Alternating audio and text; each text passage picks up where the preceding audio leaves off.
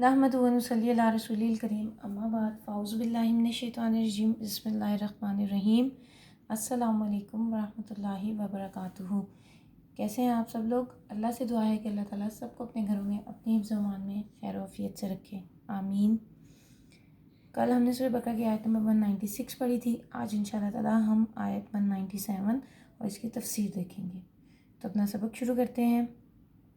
Rabbi इश्रह ली सदरी व यस्सिर ली अमरी वाहलुल उक़दतम मिन लिसानी यफ़क़हू क़ौली रब्बना ज़िदना इल्मा अल्लाहुम्मा फ़क़्क़िहना फ़िद्दीन इलाही आमीन या रब्बल आलमीन।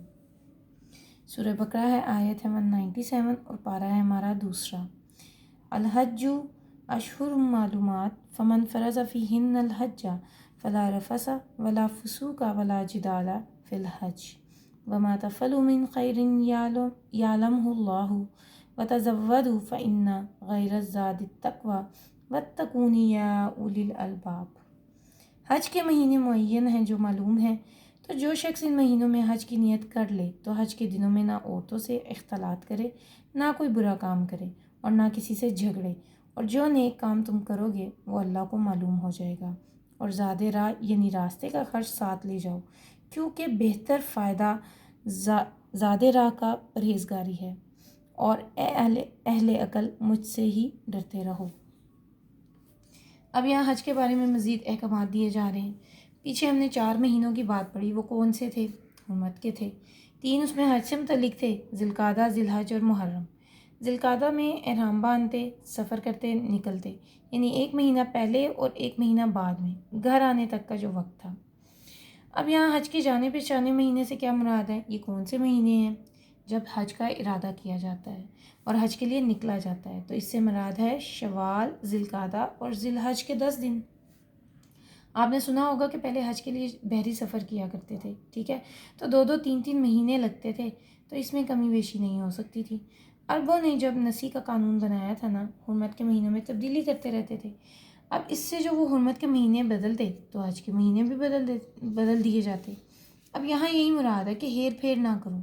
अगर तुमने हज की नियत कर ली है तो हज सिर्फ नियत से नहीं होता, ना एहराम बांधने से होता है, बल्कि हज उन सारी रिचुअल्स को पूरा करने से होता है जो उसके अंदर सारी मौजूद हैं। अब यहाँ रफ़स, फसूक और जदाल से क्या मुराद है? सबसे पहले लेते हैं रफ़स। तो रफ़स क्या है? प्यार मोहब्बत की बातों को रफ़स कहते हैं। शोहर बीवी के बीच में जो बीच में हो जाए तो जायज़ है, गैर शोहर बीवी के दरमियान हो तो हराम है, ठीक है। गैर में हमेशा ही हराम है, लेकिन शोहर बीवी में हज के दिनों में, हज के एहराम में इसकी भी इजाज़त नहीं है। अब फ़ला रफ़स कहकर बता दिया गया कि हज का मकसद क्या है, कि तुम लज्जत सिर्फ इबादत से हासिल करो, तुम्हारी तवज्जो, तुम्हारा ध्यान सिर्फ़ और सिर्फ अल्लाह की इबादत और अल्लाह को राज़ी करने में लगा रहे, ठीक है। और इससे पता क्या चला कि अगर शोहर ने अपनी बीवी से एहराम की हालत में अरफात में हाजिर से पहले ताल्लुक़ कायम कर लिया तो हज फासिद हो जाएगा, दोबारा करना पड़ेगा, ठीक है। उस वक्त जुर्माने के तौर पर जानवर ज़िबा करना पड़ेगा और आइंदा साल इस हज की कज़ा लाजिम होगी।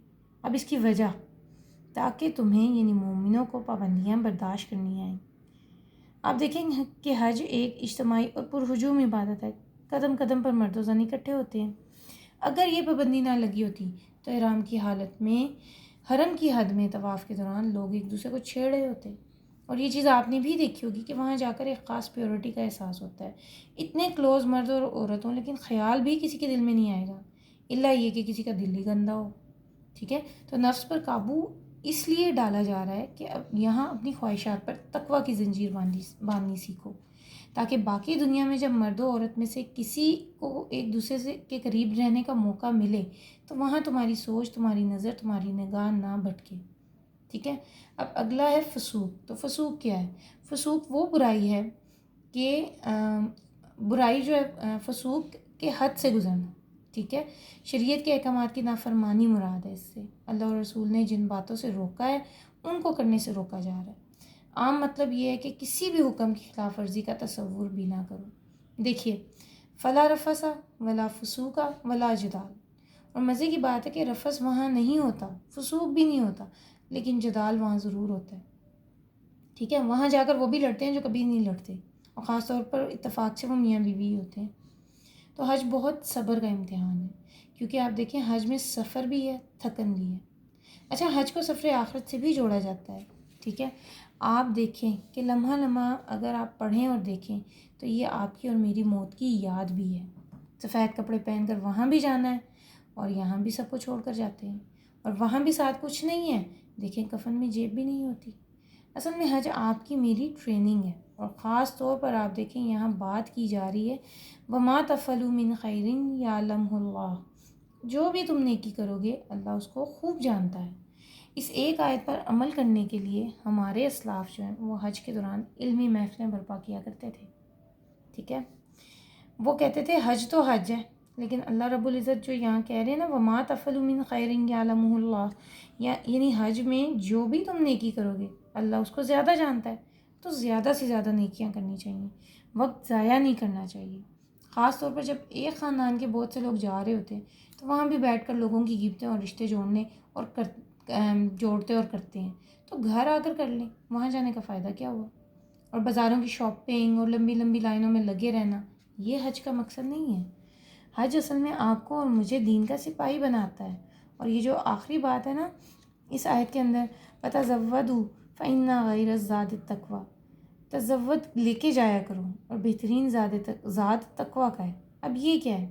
آپ دیکھیں لوگ حج کے لیے جاتے ہوئے عموماً اپنے ساتھ ڈالر لے کے جاتے ہیں، کیونکہ ڈالر جو وہ انٹرنیشنل کرنسی ہے، ہر ملک کی کرنسی میں ایکسچینج ہو سکتی ہے۔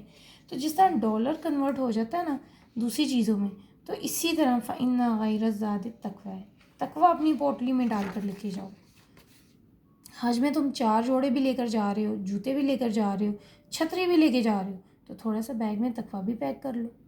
یہ تقویٰ تمہیں لڑنے نہیں دے گا، صبر سکھائے گا، غصے پر قابو آئے گا۔ لمبی لائنیں ہیں، کچھ کر ہی نہیں سکتے، اچھلیں آپ، کودیں آپ، تڑپیں آپ، جانا آپ نے تبھی ہے جب لائن کلیئر ہوگی، تو صبر بڑا ضروری ہے، ٹھیک ہے۔ اچھا، اس آیت سے ایک اور بات پتہ چلتی ہے کہ بغیر تیاری کیے بھی نہیں جانا، ٹھیک ہے۔ بعض لوگ تقویٰ کے نام پر کیا کرتے تھے، اللہ کے گھر جا رہے ہیں وہ خود ہی کھلائے گا، اور وہاں جا کر کیا ہوتا تھا، وہاں جا کر مانگ رہے ہوتے ہیں، بھیک مانگنے کی نوبت پڑ جاتی ہے۔ تو یہاں یہی مراد ہے کہ سامان بھی رکھو اور تقویٰ بھی رکھو اور دل بڑا رکھو، شکوے نہ کرو۔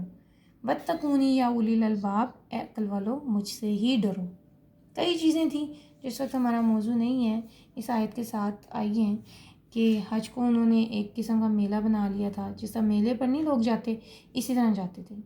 تو اللہ تعالیٰ نے یہاں یہ سب کچھ ڈال کر یہ بتا دیا کہ حج تمہارے لیے کوئی تجارت کا ذریعہ ہی نہیں ہے، بلکہ حج تمہاری ٹریننگ ہے، اور یہ جو تم اپنے طور پر اللہ کی محبت کے جوش میں بغیر سامان کے نکل جاتے ہو نا، اور دیوانگی کے شوق میں، وہاں جا کر تمہیں ہر چیز کی ضرورت پڑے گی۔ تو کیا بتا دیا کہ بغیر تیاری کے کوئی کام نہیں کرنا، صرف یہ کہ خود کو مشکل میں ڈالنا ہے اور دوسروں کو بھی ڈالنا ہے، ٹھیک ہے۔ کیونکہ اس طرح کرنے سے بغیر تیاری کے اگر آپ جائیں گے تو نہ صرف یہ آپ کو خود کو مشکل میں ڈالے گا، بلکہ آپ کے ساتھ ساتھ دوسروں کو بھی مشکل میں ڈالے گا، ٹھیک ہے۔ وَمَا عَلَيْنَا إِلَّا الْبَلَاغُ، اللہ سے دعا ہے کہ اللہ تعالیٰ ہمیں حج کی سعادت نصیب فرمائے، آمین۔ آپ کا میرے ساتھ جاننے اور قرآن سننے کا بہت بہت شکریہ، جزاکم اللہ خیرن کثیرہ۔ اللہ سے دعا ہے کہ اللہ تعالیٰ ہم سب کو اس قرآن کو صحیح طرح سے سمجھنے، پڑھنے اور عمل کرنے کی توفیق عطا فرمائے، آمین۔ السلام علیکم ورحمۃ اللہ وبرکاتہ۔